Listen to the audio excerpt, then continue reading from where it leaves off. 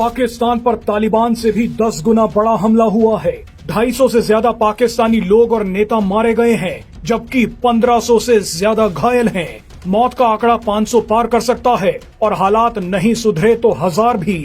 आप मानकर चलिए कि पाकिस्तान के हालात बिगड़ने वाले हैं, क्योंकि पाकिस्तान के प्रधानमंत्री शहबाज शरीफ देश से गायब हैं और जिस वजह से वो गायब हैं उसी कारण पाकिस्तान पर बड़ा हमला हुआ है। आप ये जानकर हैरान हो जाएंगे कि पाकिस्तान पर हुए इस बड़े हमले के पीछे इजराइल का एक बहुत बड़ा एंगल है। इजराइल से आई इन तस्वीरों की वजह से पाकिस्तान में हजारों लोगों ने अपनी ही सेना और सरकार पर हमला कर दिया। अब इन्हीं लोगों को पाकिस्तान की सेना चुन चुन कर मार रही है। सबसे भयानक हालात मुरीदके के हैं। वही मुरीदके जहां भारत ने ऑपरेशन सिंदूर करके हाफिज सईद के लश्कर तैयबा का हेडक्वार्टर उड़ा दिया था, लेकिन आज पाकिस्तान के लोगों ने ही मुरीदके को जलाकर राख कर दिया है। मुरीदके के अलावा लाहौर, इस्लामाबाद, रावलपिंडी, गुजरेवाला, शेखपुरा और फैसलाबाद में भी बड़े हमले हो रहे हैं।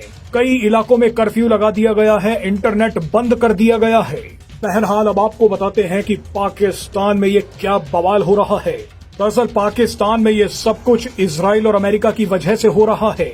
पाकिस्तान के जिन हजारों लोगों ने अपने ही देश पर हमला कर दिया है वो सभी तहरीक लब्बैक पाकिस्तान यानी टीएलपी के प्रदर्शनकारी हैं, जो 9 अक्टूबर से गाजा में ट्रंप के पीस प्लान का विरोध कर रहे हैं। दरअसल डोनाल्ड ट्रंप ने पाकिस्तान के प्रधानमंत्री शहबाज शरीफ से कहा था कि पाकिस्तान को भी गाजा पीस प्लान का समर्थन करना होगा। ट्रंप ने शहबाज शरीफ से कहा था कि ट्वीट करके इसकी जानकारी इजराइल और दुनिया के नेताओं को देनी होगी। शहबाज शरीफ ने ठीक वही किया। इस डील का समर्थन करने का सीधा मतलब है कि पाकिस्तान इजराइल को एक देश के रूप में अब देखेगा। अभी तक तो पाकिस्तान इजराइल को एक देश ही नहीं मानता था। करोड़ों पाकिस्तानी इजराइल को शैतान बोलते थे, लेकिन उनकी ही सरकार इजराइल के साथ जाकर खड़ी हो गई। और सोने पर सुहागा ये हुआ कि डोनाल्ड ट्रंप ने शहबाज शरीफ को मिस्र के शर्म अल शेख शहर बुला लिया ताकि वो इस डील पर ऑफिशियली साइन कर सके। आपको बता दें कि मिस्र के शर्म अल शेख में हो रही इस डील का हिस्सा भारत भी है और अब पाकिस्तान भी।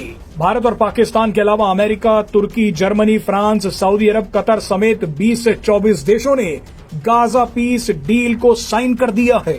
यानी इन सभी देशों ने कहा है कि हमास का सफाया होना चाहिए और इजराइल को चैन से जीने देना चाहिए।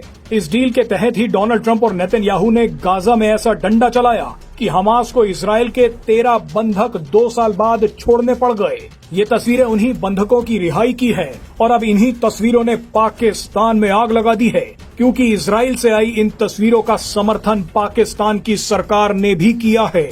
टीएलपी का मानना है कि पाकिस्तान की बुनियाद में ही इजराइल और भारत का विरोध करना है, लेकिन शहबाज शरीफ भारत के साथ ही उस डील का हिस्सा बन गए जो इजराइल को जिता रही है, हमास का खात्मा कर रही है। ऐसे में टीएलपी के हजारों लड़ाकों ने अपने ही देश पर हमला कर दिया है।